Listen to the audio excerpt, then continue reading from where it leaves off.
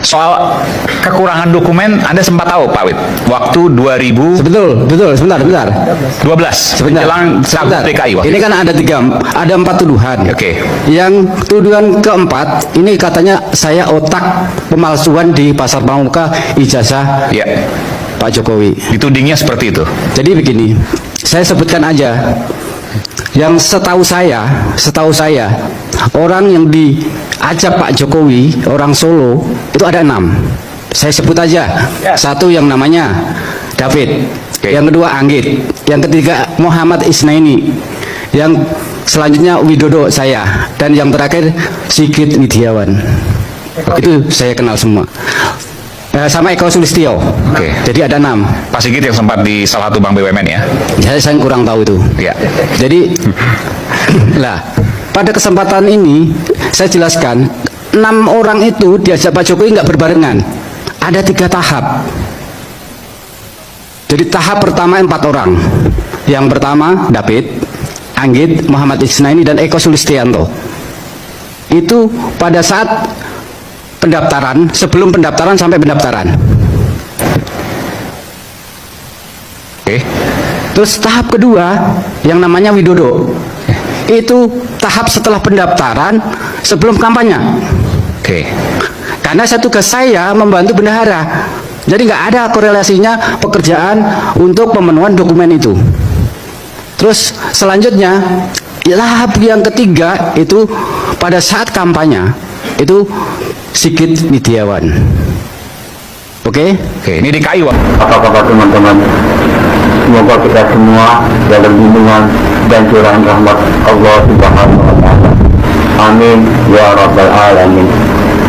Ijazah ada, tapi tidak sesuai dengan kalender akademik UGM yang berlaku pada saat itu.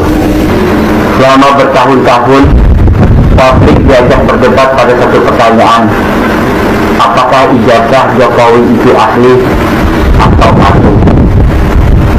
Perdebatan itu berputar diantaranya tentang kertas, tentang tinta, tentang font, tentang stempel, dan tentang tanda tangan. Seolah-olah keaslian ijazah Jokowi itu hanya soal benda. Tapi ada satu pertanyaan yang jauh lebih mendasar dan hampir dilupakan oleh orang. Ijazah itu lahir dari sistem akademik yang benar atau tidak? Karena dalam dunia pendidikan tinggi, ijazah bukan sekadar kertas, tapi ijazah adalah bentuk akhir dari sebuah sistem yang ketat, tertib, dan berbasis kalender akademik yang resmi. Video ini tidak bermaksud untuk menguji keaslian atau kepalsuan ijazah Jokowi, tapi adalah bertanya, apakah ijazah Jokowi itu dikeluarkan sesuai dengan kalender akademik yang berlaku di UGM pada saat itu. Kalender akademik bukan hiasan dinding kampus, ia adalah kerangka hukum administrasi. Semua mahasiswa tunduk padanya. Dari ribuan lulusan, tidak ada satupun yang bisa memilih tanggal lulusnya sesuka hati. Di Universitas Gajah Mada sejak tahun 1976 hingga tahun 2000-an, wisuda sarjana dilaksanakan 3 kali setahun, yaitu pada bulan Mei, bulan Agustus, dan bulan Desember. Artinya jelas, jika lulus pada awal tahun, maka menunggu pada bulan Mei untuk wisudanya. Jika lulus pada pertengahan tahun, maka menunggu pada bulan Agustus untuk wisudanya. Dan jika lulus pada akhir tahun, maka menunggu pada bulan Desember untuk wisudanya. Sistem ini berlaku untuk semua mahasiswa yang lulus. Tidak ada jalur khusus, tidak ada kalender pribadi. Memang benar, sekitar tahun 2000-an UGM kemudian menambah frekuensi wisuda menjadi 4 kali setahun, yaitu pada bulan Februari, bulan Mei, bulan Agustus, dan bulan November. Tapi satu hal tidak boleh dilupakan adalah aturan baru tidak bisa dipakai untuk membenarkan peristiwa yang telah lama terjadi. Tahun 1985, bukan tahun 2000. Sistemnya berbeda. Maka semua penjelasan tentang kelulusan tahun 1985 harus tunduk pada kalender akademik tahun 1985, bukan kalender setelahnya. Semoga sampai di sini teman-teman paham ada kejanggalan tentang ijazah. Ya, teman-teman, kembali lagi bersama saya di channel ini. Kita sudah menyaksikan sebuah cuplikan video yang cukup menarik. Ya, jadi dari cerita cuplikan video tadi bisa kita mengambil bahwa ini adalah salah satu saksi kunci dalam polemik perkara ijazah Jokowi. Ya, jadi teman-teman, ini sebenarnya ini sangat mudah dan gampang sekali ya bagi penegakan hukum untuk mengungkapkan kasus ini ya, dalam menuntaskan kasus ini sebenarnya sampai ke akar-akarnya. Ya, jadi dengan adanya saksi kunci seperti ini teman-teman, ini sangat membantu pihak penegakan hukum untuk mengungkapkan kebenaran terkait dengan ijazah mantan Presiden Joko Widodo. Ya, berkaitan dengan nama-nama yang dia sebut di dalam cuplikan video tadi, orang itu masih ada sampai saat ini. Ya, tinggal bagaimana penegakan hukum memanggil dan memeriksa orang ini untuk memberikan keterangan terkait dengan ijazah dari mantan Presiden Joko Widodo. Tapi menjadi pertanyaannya, kenapa ya pihak kepolisian ini teman-teman begitu lama dalam proses kasus ijazah Jokowi, bahkan katanya sudah bertahun-tahun, ya bahkan sudah berbulan-bulan, ya tidak ada titik terang yang ditunggu oleh masyarakat. Dan bahkan ya ijazah yang katanya itu asli, ya katanya asli, sampai detik ini juga tidak pernah ditunjukkan, tidak pernah diperlihatkan kepada publik apakah memang itu asli atau palsu sih. Ya, jadi teman-teman, dari cuplikan video tadi bahwa memang ya dengan munculnya saksi kunci dalam kasus ijazah Jokowi ini memberikan kita satu pemahaman atau update terbaru. Ini dikabarkan bahwa memang orang-orang tersebut ada kurang lebih 6 orang yang dipanggil oleh Pak Jokowi melalui bertahap.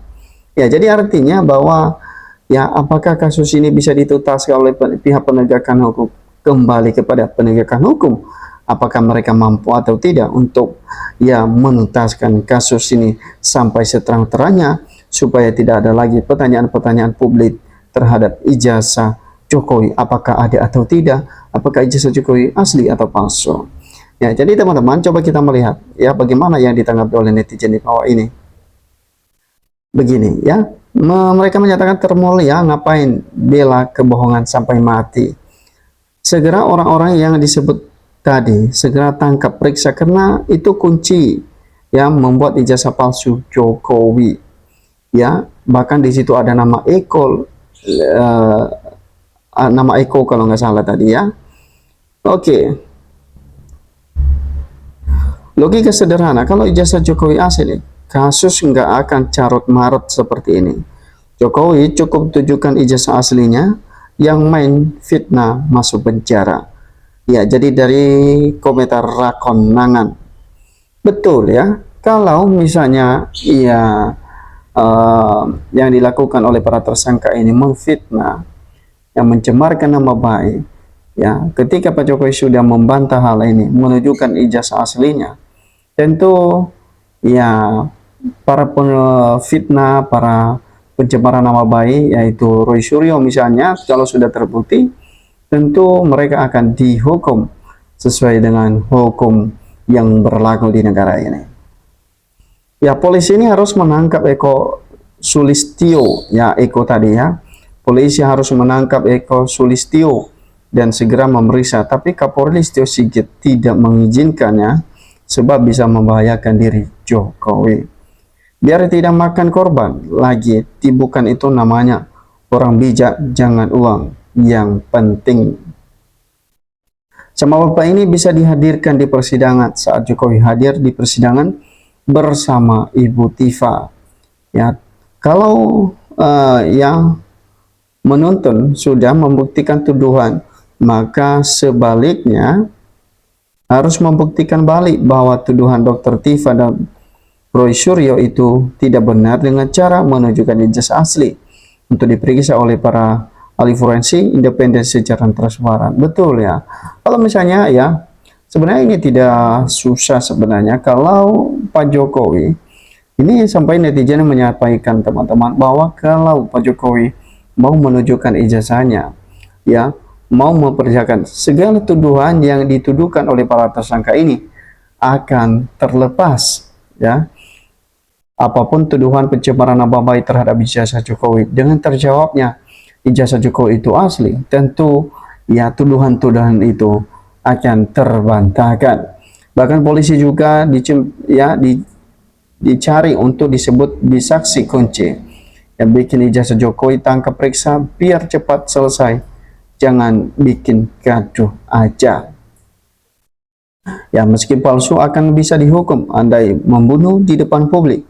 Mulyono gak pakai hukum. Pengacara anak dan bapaknya yang lucu. Ingat Tuhan, ya. Bukti Pak Kasmujo menyangkal bukan dosen deskripsi Jokowi. Ya, jadi sebenarnya banyak sekali kita lihat ya.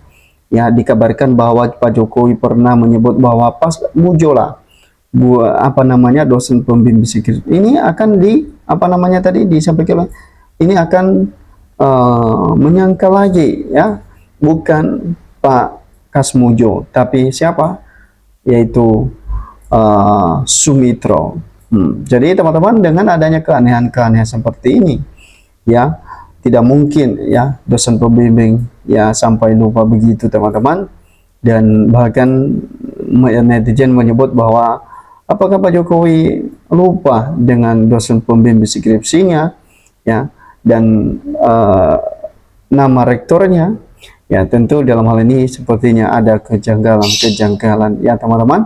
Dan bahkan kita berharap bahwa dengan adanya saksi kunci ini memberikan keterangan-keterangan yang pasti kepada penegakan hukum, supaya kasus ini bisa dibongkar dengan terang benerang, karena memang selama ini selalu bikin gaduh.